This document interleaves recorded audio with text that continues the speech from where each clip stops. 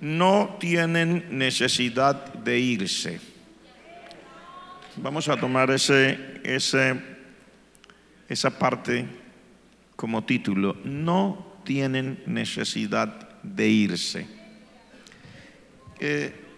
Lo que usted encuentra aquí es el relato de un milagro, pero al mismo tiempo usted encuentra aquí también dos puntos de vista totalmente opuestos frente a una circunstancia específica. Usted encuentra la manera de pensar de los discípulos que estaban con el Señor y también encuentra un punto de vista totalmente diferente, contrario, totalmente opuesto de parte del Señor Jesucristo, que realmente nos dibuja a nosotros la vida, porque casi siempre nos enfocamos en relatar los milagros, y los milagros son una parte importante de lo que el Señor nos muestra en la Escritura, pero es que necesariamente cuando hay un milagro es porque existen necesidades y circunstancias que son totalmente adversas, que no se pueden resolver, y entonces sucede una intervención de Dios, y por eso se llama un milagro. ¿Qué es un milagro? La descripción que han dado los estudiosos de la Biblia de una manera muy clara, aunque sencilla para el entendimiento de todos, es que un milagro es un acontecimiento que sucede en medio de cosas donde no podía ser. O sea, es la suspensión momentánea de las leyes naturales para dar lugar a la intervención de Dios y a que suceda algo que de otra manera no podría suceder. Entonces a eso se le llama un milagro, porque las leyes naturales están totalmente opuestas. Vamos a decir, existe una ley que se llama la ley de la gravedad, ¿verdad? Dice: un objeto menor es atraído por uno mayor. Y si usted o yo soltamos algo acá, lo que debe suceder normalmente es que caiga, o sea, nosotros decimos caiga al suelo, o sea, es atraído de una manera muy fuerte hacia el volumen de la tierra. Eso es la ley de la gravedad.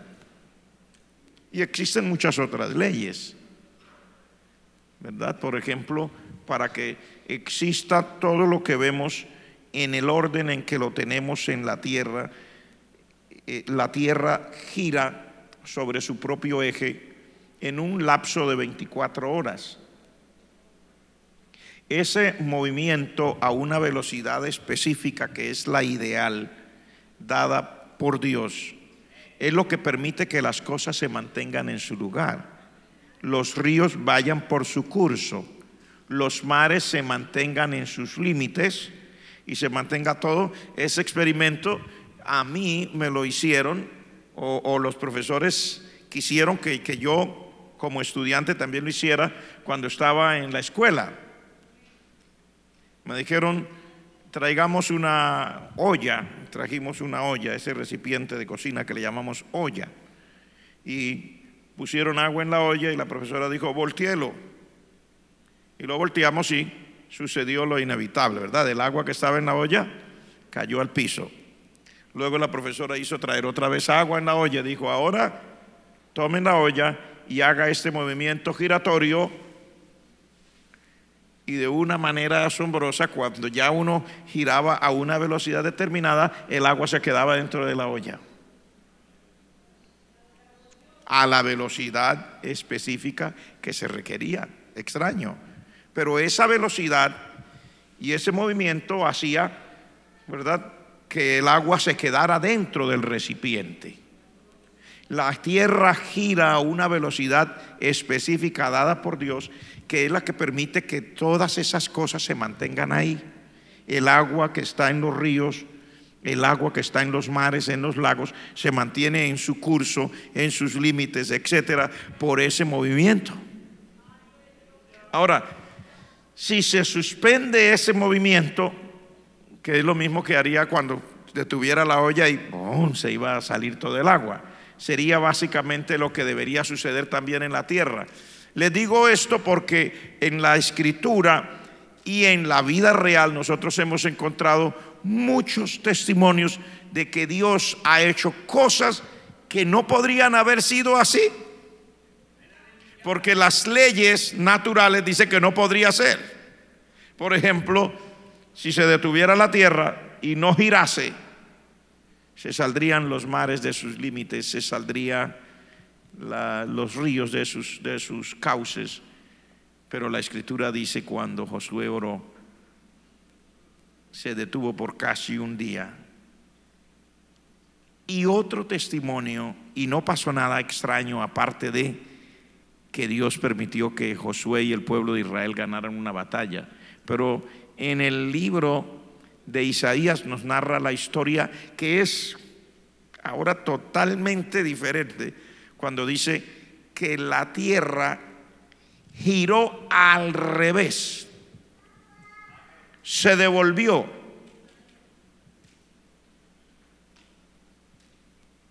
Usted lo lee cuando el profeta le dice al rey, dice, ¿qué quieres? ¿Que la sombra avance en el reloj 10 grados? ¿O que se atrase en el reloj 10 grados? Digo, no, si avanza, no, eso no es nada raro porque siempre va para adelante. Si es Dios el que está hablando, que se devuelva 10 grados. Que los científicos, al sacar las conclusiones, dicen aproximadamente 3 horas. Y eran las 9 de la mañana, un decir, es un ejemplo. Y de repente eran las 6 de la mañana, en el mismo sitio. Nada extra pasó, aparte de que la señal que fue dada por Dios fuera constatada al rey. Pero es que no solamente allá, la hermana acaba de testificar acá de algo, y muchas otras personas hemos visto y testificado cosas. Los milagros siempre han sucedido cuando las leyes naturales se detienen para dar paso a una intervención de Dios, para que suceda algo que de otra manera no podría suceder. Pero estos milagros realmente se dan cuando las necesidades son graves.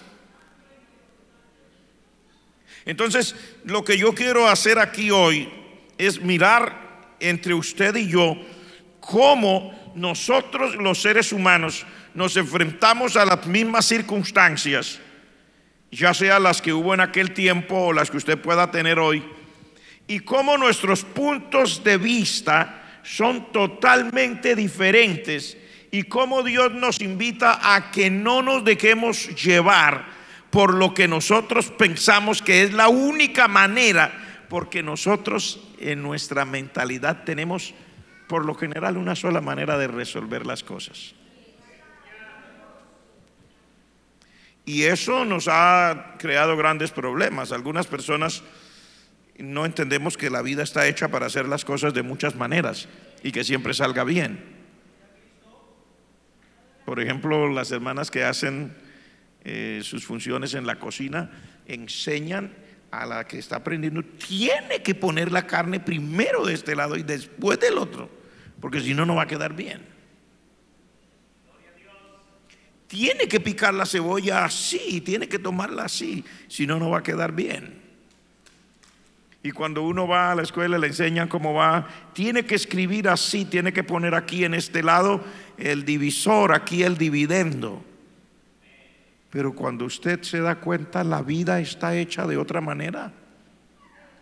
No es real que siempre, para que las cosas salgan bien, de acuerdo a como yo las pienso, tiene que ser como yo las he aprendido a hacer. Porque mire, por ejemplo, que para escribir nosotros, ¿cómo escribimos? De izquierda a derecha, ¿cierto? Porque de tal manera amó Dios al mundo que ha dado a su Hijo unigénito, para que todo aquel que en él crea no se pierda, mas tenga vida eterna. Punto. Pero resulta que en otras culturas se escribe es de derecha a izquierda, porque de tal manera amó Dios al mundo que ha dado a su Hijo unigénito para que todo aquel que en él crea no se pierda, mas tenga vida eterna, punto. Y también dice lo mismo. Pero en otras culturas es de arriba a abajo, porque de tal manera amó Dios al mundo que ha dado a su Hijo unigénito para que todo aquel que en él crea no se pierda, mas tenga vida eterna, punto. Y también dice lo mismo.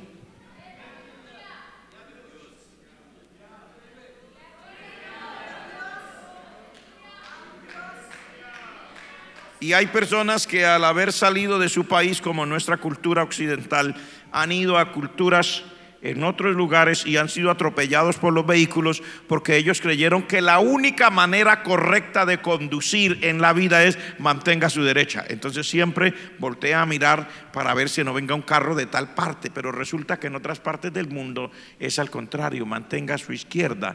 Y cuando usted se equivoca y no miró al sitio indicado, a un pastor amigo mío lo atropelló un tranvía, un tren, porque él miró hacia su izquierda para ver que no viniera carro, y como no venía, siguió, y de allá venía el tren. Gracias a Dios solamente fue un golpecito de un tren, no fue que así que pasara por encima, solo lo golpeó y solamente algunas costillitas fracturadas, pero no fue más. Pero ¿por qué? Porque siempre creemos, siempre eso está en nuestro subconsciente, que la manera correcta de hacer las cosas es la que yo aprendí. Y si no es así, está mal hecha. Y por eso uno puede pagar hasta con su vida. Mire que el tren casi mata a nuestro pastor. Y nadie estaba enojado con él, nadie estaba molesto con él. Puede pagar con su vida solo por el hecho de no entender que la vida no es solo como yo la veo.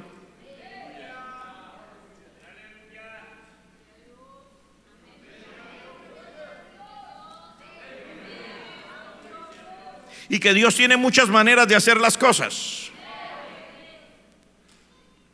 En este caso, el Señor está con los discípulos, llegó a un lugar. Si usted leyera todo el contexto, usted va a encontrar que el Señor acababa de llegar a un lugar porque había sucedido algo malo para la gente, no para él. Pero cuando llegó encontró mucha gente allí que vinieron y estaban unos enfermos de muchas cosas, y el Señor los sanó. Pero resulta que en eso se fue todo el día y el lugar era desierto. O sea, no había por allí a la mano nada, tiendas, ni almacenes, ni nada. Y entonces los discípulos llegan al final de la tarde cuando le dicen al Señor: Señor, el lugar es desierto y la hora ya pasada. Manda a esta gente a que vaya por las aldeas, por los lugares cercanos, y compren de comer, porque no hay manera de esta gente comprar aquí algo. Y el Señor le dijo: no tienen necesidad de irse, ustedes denle de comer.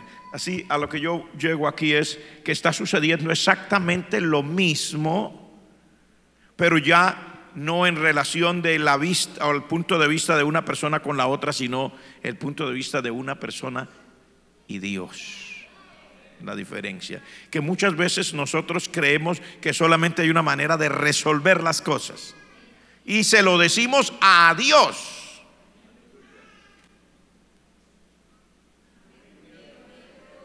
Digo, nosotros creemos que solo hay una manera de hacer las cosas, ¿verdad? Y se lo decimos a Dios. Aquí están los discípulos diciéndole al Señor Jesucristo: la hora ya es pasada, el lugar es desierto, esta gente tiene hambre, aquí no vamos a encontrar comida para ellos, despídalos para que se vayan y que miren a ver dónde pueden comprar.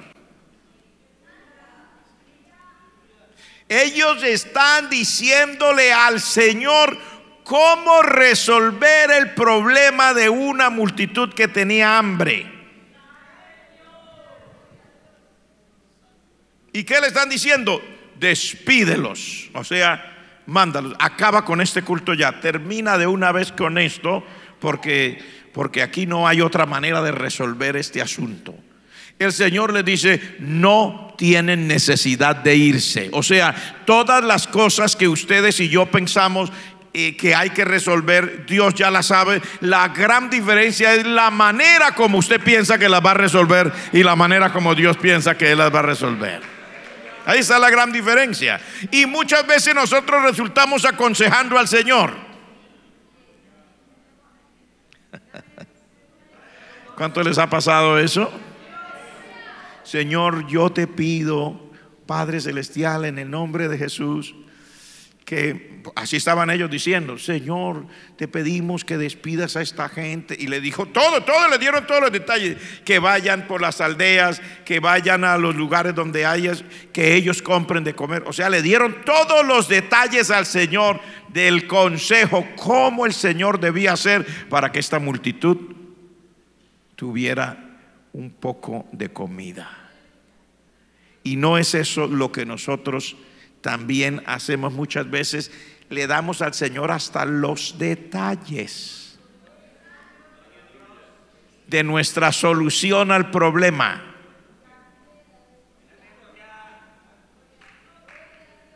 Yo recuerdo cuando estábamos para comprar aquí la primera propiedad, como cualquier otro, yo también tengo una mente humana, y con base en que teníamos un dinero más o menos considerable en ese momento en la cuenta del banco, me fui al banco a decirle, y yo aspiraba a tener una reunión por lo menos con el gerente del banco para que nos dieran un préstamo y pudiéramos comprar. Cuando llegué no alcancé a parar, ni siquiera fui donde el subgerente, el que me atendió en eso que dicen de servicio, atención al cliente. A la orden, señor, es que yo vengo para hablar con el gerente. ¿Para qué? Y hay que decirle. Y ya le dije, mire, ¿qué es? Me dijo, señor, lo lamentamos, no hay crédito para usted. Y dije, usted me está diciendo a mí que no hay crédito sin siquiera abrir la cuenta. O sea, yo me molesté. Me sentí mal, me sentí fastidiado. Ni siquiera ha mirado la cuenta, ni siquiera, no sabe cuánto dinero hay ahí. Señor, usted me dice que usted es pastor de una iglesia. Sí, no hay crédito. Pero ya miro, no interesa cuánto haya, para usted no hay crédito. O sea que el dinero que yo tengo aquí no vale. Señor, piense lo que quiera, para usted no hay crédito. Yo salí de ahí. ¿Usted sabe cómo se siente usted? Estoy hablándole del año 2003. La iglesia tenía 100 millones de pesos en el año 2003. Y estamos hablando de hace unos años atrás. En esa cuenta 100 millones de pesos. Y ni siquiera se va a tomar el trabajo de mirarla. No me interesa mirarla, me dijo. Ni siquiera era el gerente, era un ayudantito del gerente. Uy, yo sentí. Salí de ahí. Ya sé lo que voy a hacer. Voy a sacar el dinero de esa cuenta, lo vamos a poner en otro banco. Qué gente tan irrespetuosa. Pero después que ya me pasó y todo, y me calmé, comencé a mirar la palabra y a pensar en la palabra. Y yo dije, un momento, Señor, ¿y no será que tú quieres que esta gente ni siquiera mire la cuenta? Porque tú quieres darnos la propiedad sin ir a tomar un préstamo del banco. Oiga, y estaba en lo correcto. Compramos esta primera propiedad sin ningún préstamo del banco. El Señor nos dio la propiedad y no se hizo préstamo del banco, lo cual pastores amigos y otros pastores de otras denominaciones me han preguntado, ¿y cómo hicieron para comprar esa propiedad sin banco? Y digo, no, Dios lo hizo de una manera muy bonita. ¿Cuál? El hombre del banco me trató muy mal, le dije. De esa manera lo resolvió el Señor. Sí, de esa manera. Porque cuando el hombre no me dejó pasar a hablar con el gerente, era una bendición de Dios que no pudiera hablar con el gerente. Era una bendición de Dios, porque a esta hora todavía estaríamos pagándole al banco. Mientras que el Señor nos ayudó, no hubo que pagarle al banco. El Señor nos ayudó entre todos, se compró, se ha hecho lo que se ha hecho, se seguirá haciendo lo que se vaya haciendo, y el banco no ha tenido por qué poner aquí sus manos en esta propiedad. ¿Cuántos dicen amén? Gracias, Señor. Uno tiene que aprender a ver. Pero no es fácil, hermano. Le cuento que no es fácil, porque recuerdo cuando el Señor nos dio a nosotros, la familia, la casa. Acabábamos de comprar esto, recuerdo todavía. En el 2007 construimos estas paredes laterales y pusimos las cerchas, porque no había techo. Las cerchas únicamente, no teníamos dinero para poner el techo, ni teníamos este piso hermoso, ni teníamos el aire, ni teníamos el cielo raso, ni teníamos esta plataforma tan bonito. Aquí teníamos una plataforma de madera, si no me equivoco la habíamos puesto allá, y detrás teníamos un plástico azul que hiciera como de cortina.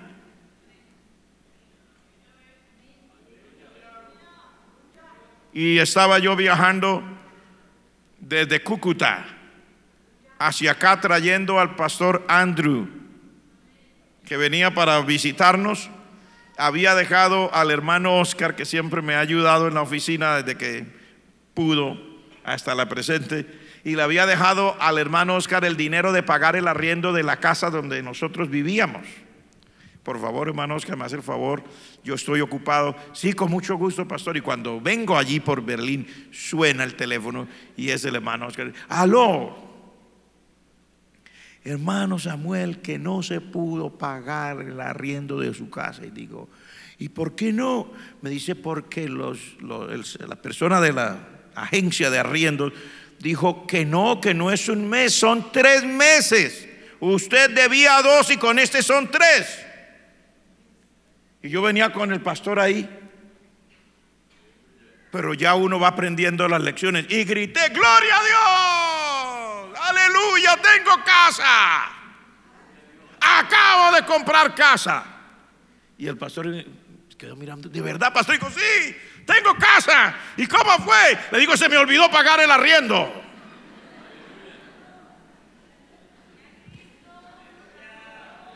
A mí nunca se me había olvidado pagar el arriendo. Dios sabe que una de las cosas que yo más estoy pendiente es de que mis compromisos financieros, lo que yo deba, sea pagado a tiempo. Yo no sé cómo se olvidó, pero yo saqué una sola conclusión. Si Dios permitió que se me olvidara pagar el arriendo, es porque ya no quiere que pague más arriendo.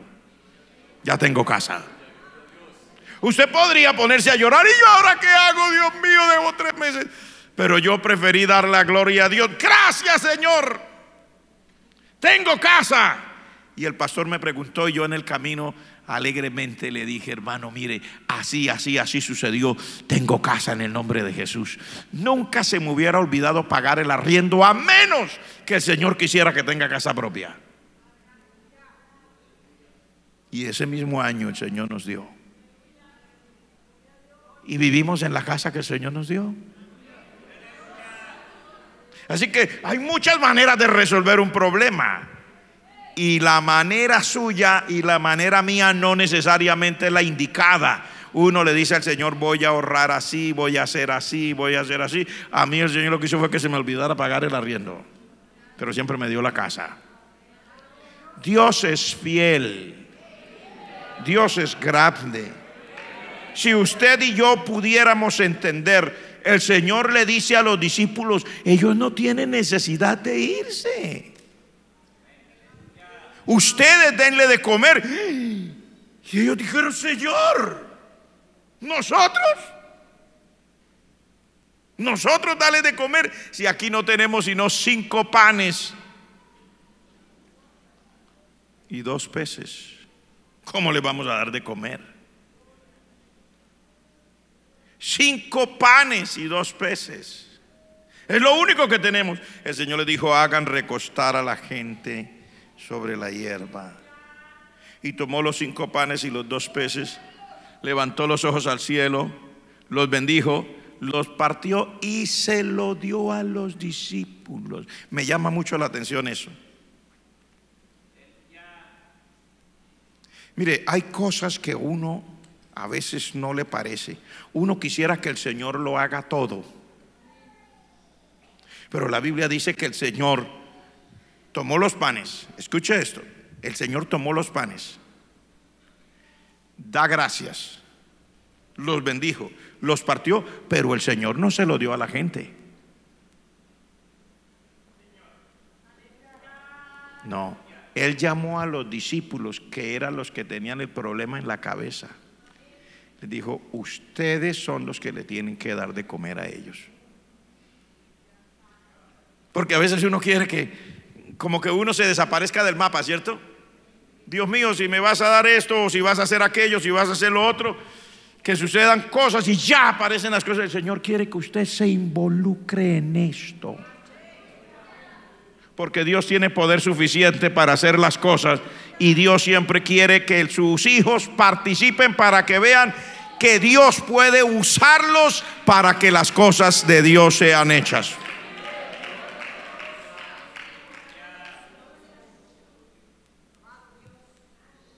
Claro que cuando el Señor le da semejante reto a los discípulos: ustedes denle de comer, ellos se asustaron como cualquiera, ¿cierto?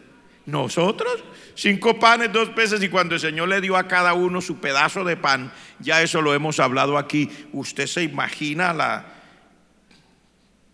el golpe psicológico de nosotros, que ya habíamos hecho una cuenta cómo era que ellos iban a conseguir pan, y ahora el Señor dice: no, ustedes le van a dar con este pedacito.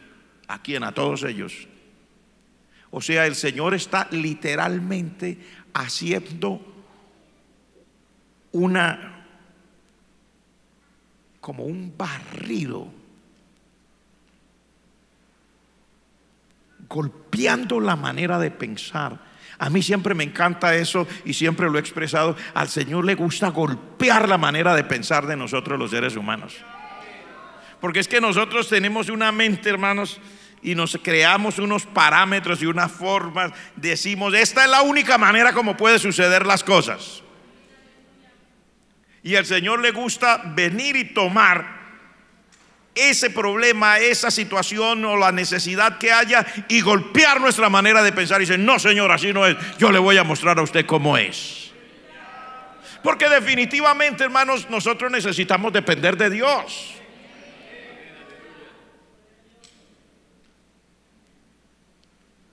Y digo, nosotros necesitamos depender de Dios.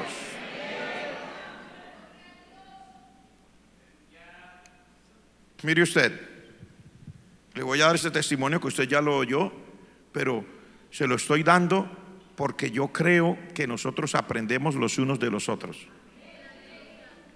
En el mes de abril, cuando el Señor no quiso que el pastor Soto y yo fuéramos a Sri Lanka, el Señor no me dio ninguna visión, no me dio ningún sueño, tampoco vino ninguna persona a hablarme por el Espíritu Santo y a decirme: he aquí, siervo mío, así dice el Señor, no quiero que vayas. Fueron 2 cosas que sucedieron, que el Señor espera que usted y yo aprendamos a ver que Él está en el asunto. Como siempre, pues tengo que comprar los pasajes por pedazos. Había comprado uno de aquí a Barcelona, en España, otro de España hasta Nepal, que era por Turkish Airlines, otra aerolínea de Turquía, y otro desde Nepal hasta Sri Lanka. O sea, la capital de Nepal es Katmandú, la capital de Sri Lanka es Colombo, con otra aerolínea que se llama Jet Airways. Esa aerolínea hacía en ese momento Katmandú, Mumbai, Colombo. Mumbai está en la India. La semana anterior, la gente de Turkish Airlines nos mandó, aquí en la oficina vieron el correo, ¿verdad? Señor, su vuelo que estaba programado para salir el lunes tal ha sido cancelado, le ofrecemos el del martes a la misma hora, ¿le sirve? Yo llamé a nuestro superior y le digo: mire, hermano, hay esto así.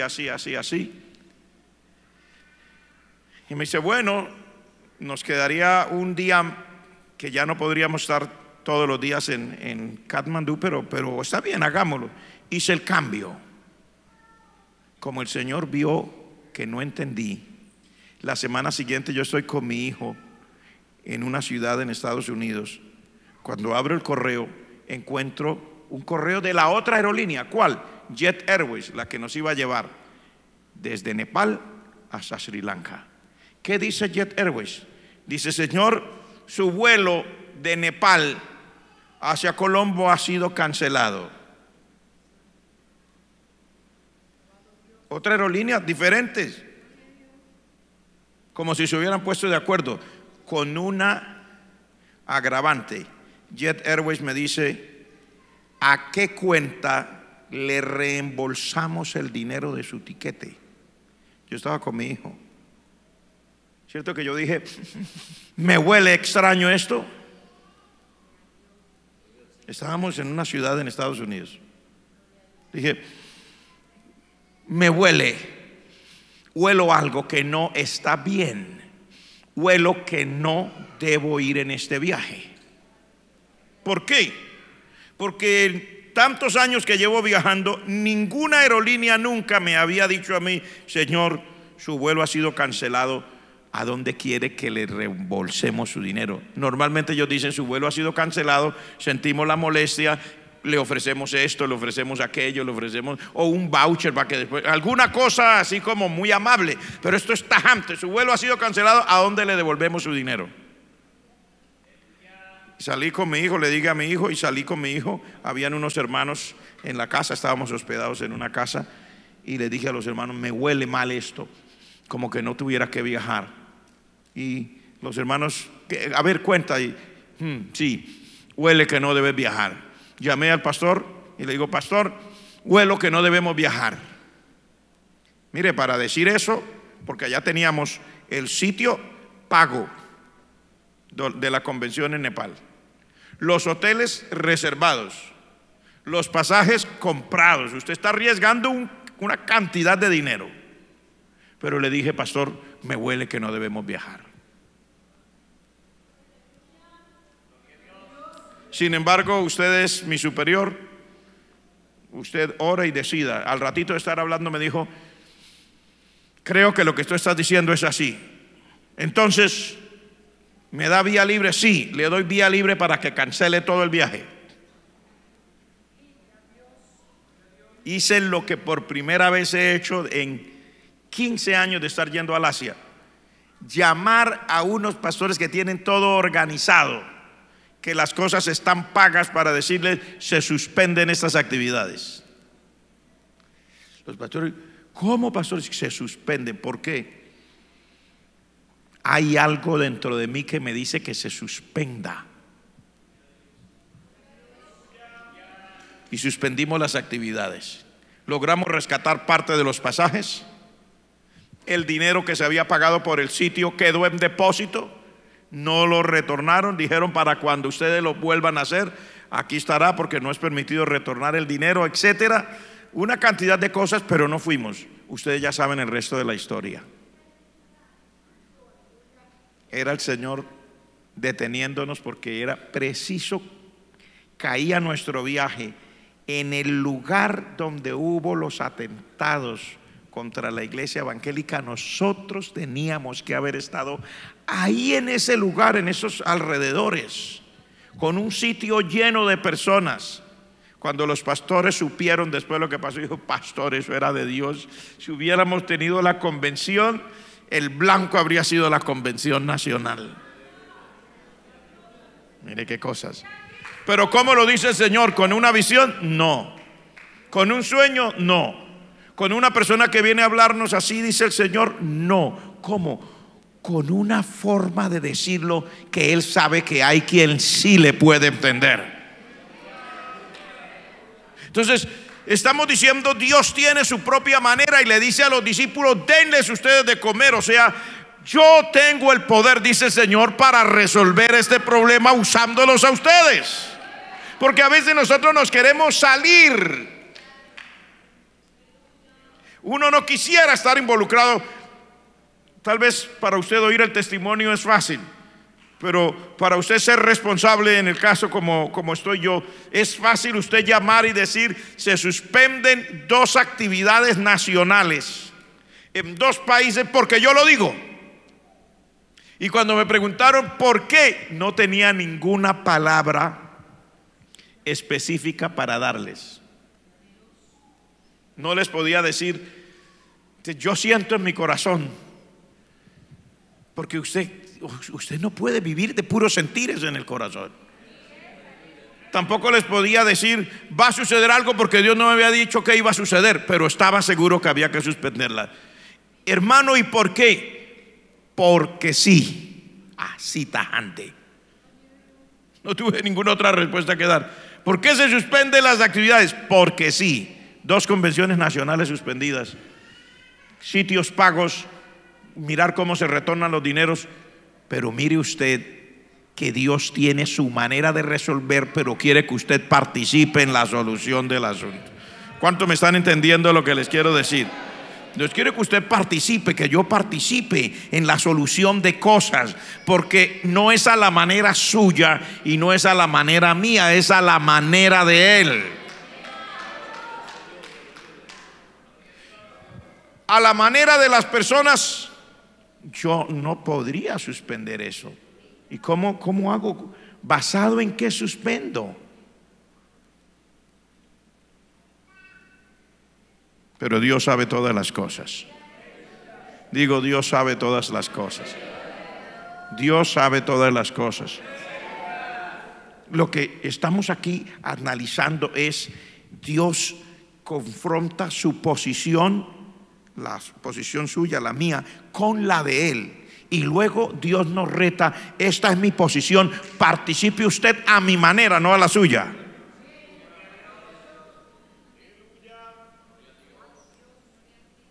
Porque a uno siempre le gusta participar, pero a la manera de uno. Lo que Dios le está confrontando es, sí, esta es su posición, la de ustedes, esta es la mía. Yo quiero que ustedes participen, pero no a su manera, quiero que participen a mi manera.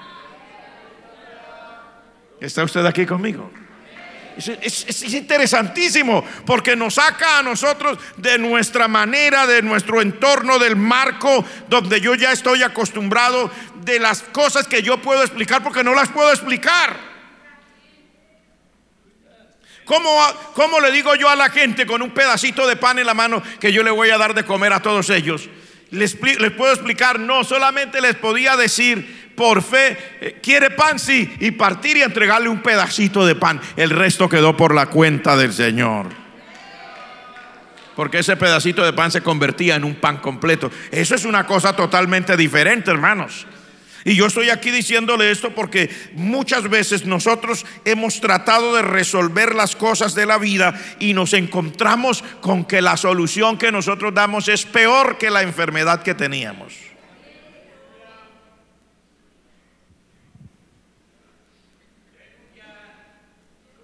A veces tratamos de corregir un problema con alguien.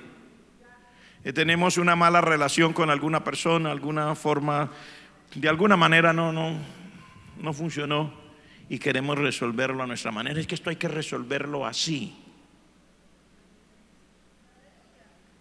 Pero a veces la solución es peor que la enfermedad. Es tremendo.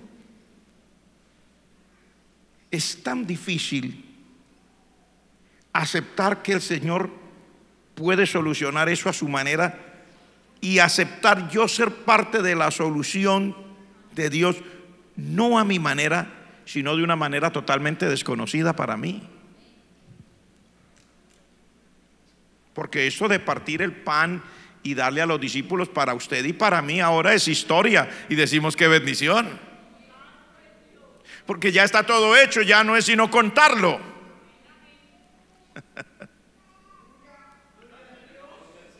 Solamente decirlo y todos nos alegramos. Sí, pero ese no era el caso de ellos. Ellos no sabían lo que iba a pasar. Ellos están enfrentándose a una situación totalmente desconocida. Están enfrentando a un reto que va más allá de lo que ellos pensarían en su momento. Eso es lo que muchas veces Dios hace con nosotros. Por eso el título es: no tiene necesidad de irse. O sea, no es necesario la forma suya y la forma mía no es necesario, pero Dios va a querer que usted participe en lo que Él quiere hacer, y será muchas veces totalmente desconocido para usted. Va a quedar usted, porque va a ser totalmente desconocido. Y alguno dirá, ¿y si parto este pan? ¿Y si le doy al primero y no me queda para darle al segundo? ¿Y cómo quedo con el resto de la gente? ¿Qué va a pasar si le doy un pedazo de pan a él y no me queda sino un pedacito, y le doy el otro pedacito a él, y después ¿qué hago? Para usted y para mí es historia y decimos, uy, qué bien, gloria a Dios, yo quisiera haber estado ahí. ¿Está seguro? ¿Está seguro que usted hubiera querido estar ahí? Porque si usted hubiera querido estar ahí, entonces no se extrañe que cuando usted se vea enfrentado ahora a cosas a las que usted no le encuentra salida, Dios le diga, ahora yo quiero que usted participe y enfréntese a esto a la manera que yo digo, y usted no tiene nada que opinar, sencillamente hágalo. Y como dice alguien, hermano, ¿y si no? Recuerdo cuando he pasado por tantas cosas, y entre esas cosas, aquella vez que el Señor nos puso a viajar en un carro que no teníamos gasolina porque no había gasolina. Y recuerdo bien con el pastor, porque él es un pastor amigo mío, si me está viendo, estará como un poquito mayor que yo, pero creo que todavía vive. Aquel pastor y yo nos subimos, era el carro de ese pastor amigo mío.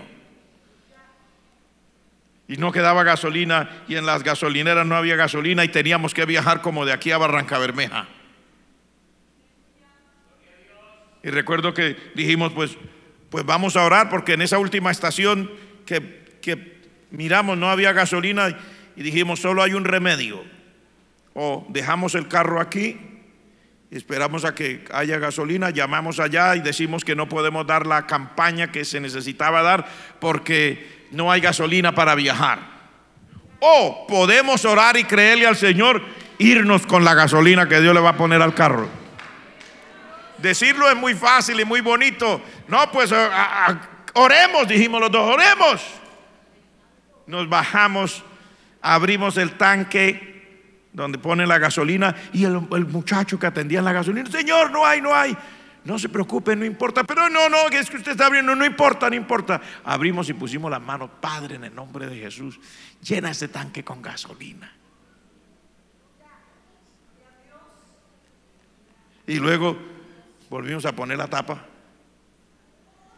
y nos subimos al carro. Él era el chofer, yo era su acompañante.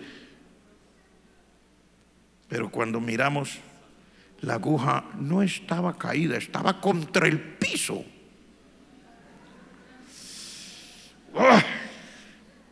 ¿Cómo se siente usted? Ya oró, ya tenía fe, esa aguja tenía que haber subido, ¿verdad? Estaba que rompía eso contra el piso. Y entonces dijimos, no, hay que orar otra vez. En el nombre de Jesús, hay que orar otra vez. Imposible, esto no nos puede ganar. A mí no nos puede ganar.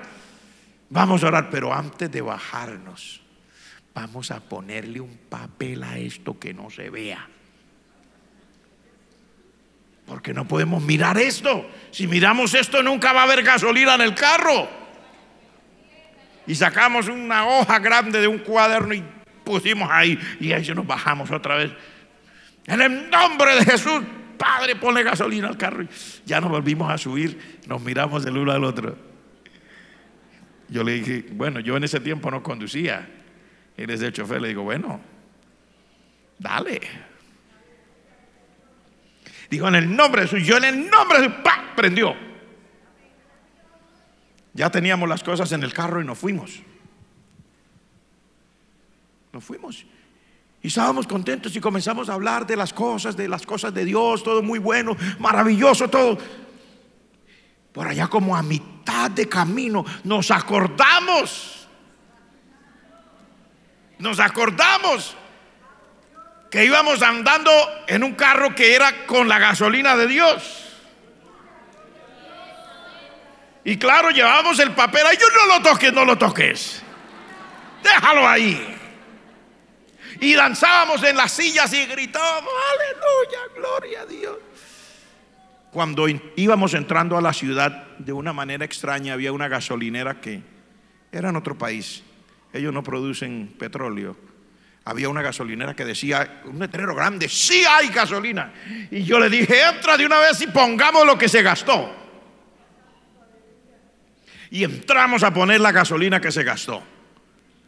Bajamos y el hombre que atiende vino y comenzó a poner.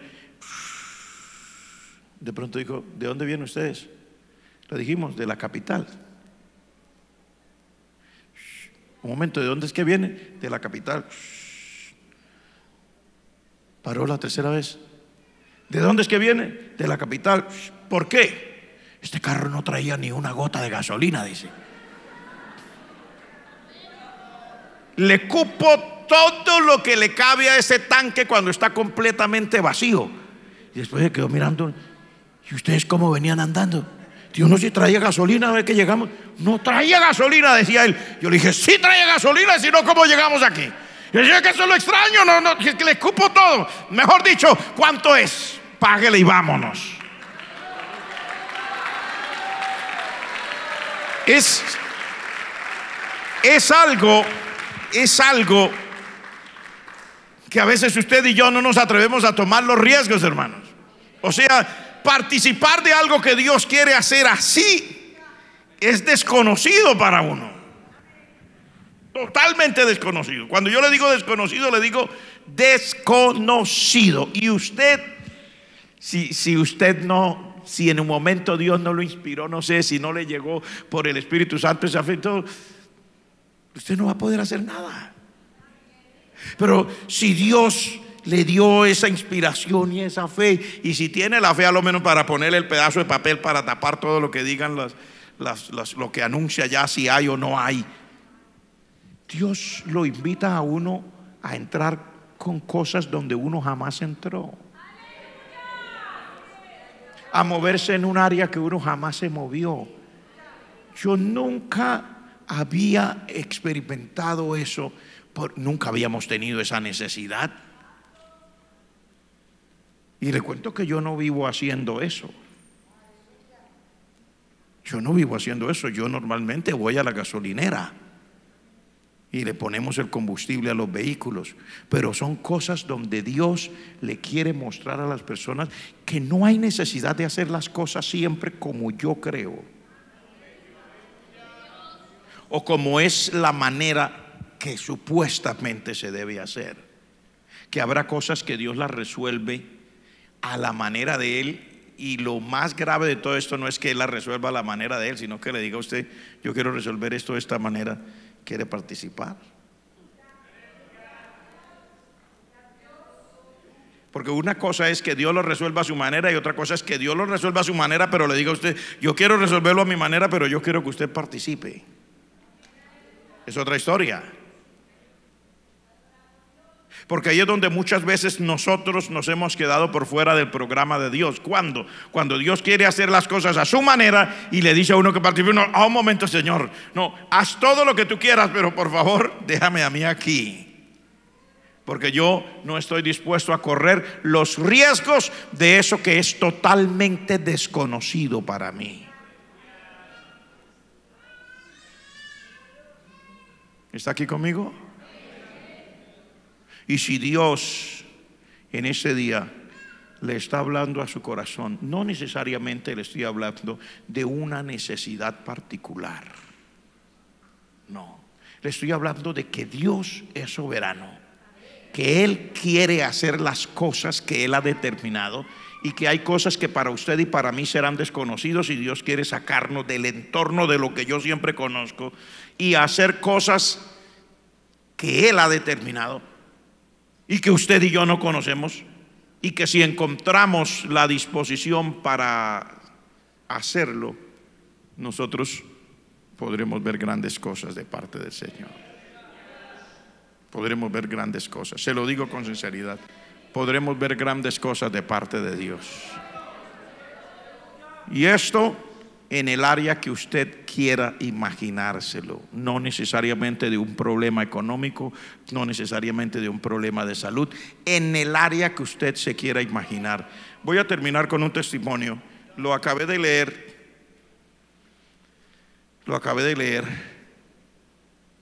Una hermana se sube a un avión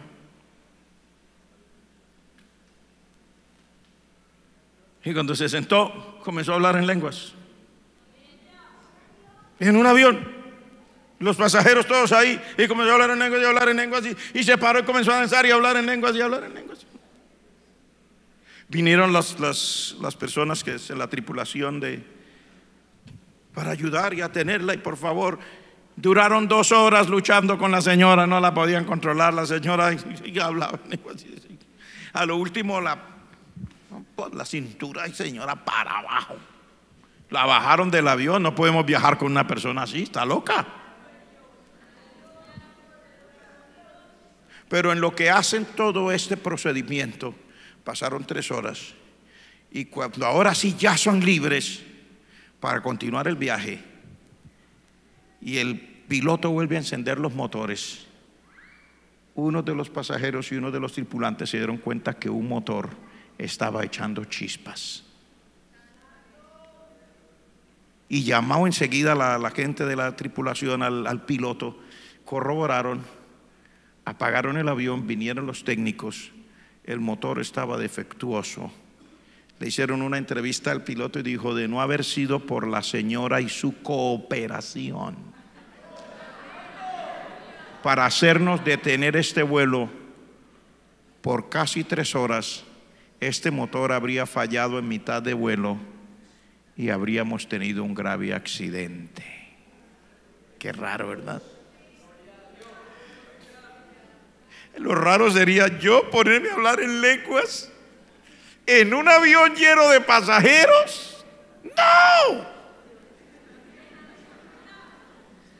¿verdad que no?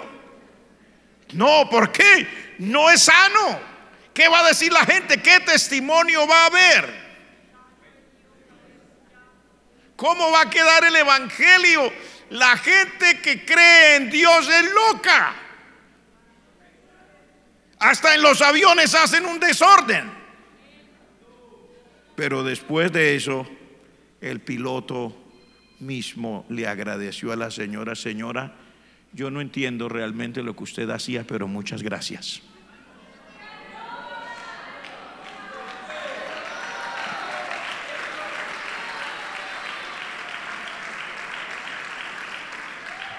Dios está en el control. No tiene necesidad de irse. Dadles vosotros de comer. Yo le digo hoy, no hay necesidad de hacer las cosas a su manera, pero Dios quiere hacer algo grande y quiere que usted y yo participemos de esto. Puestos en pie, por favor.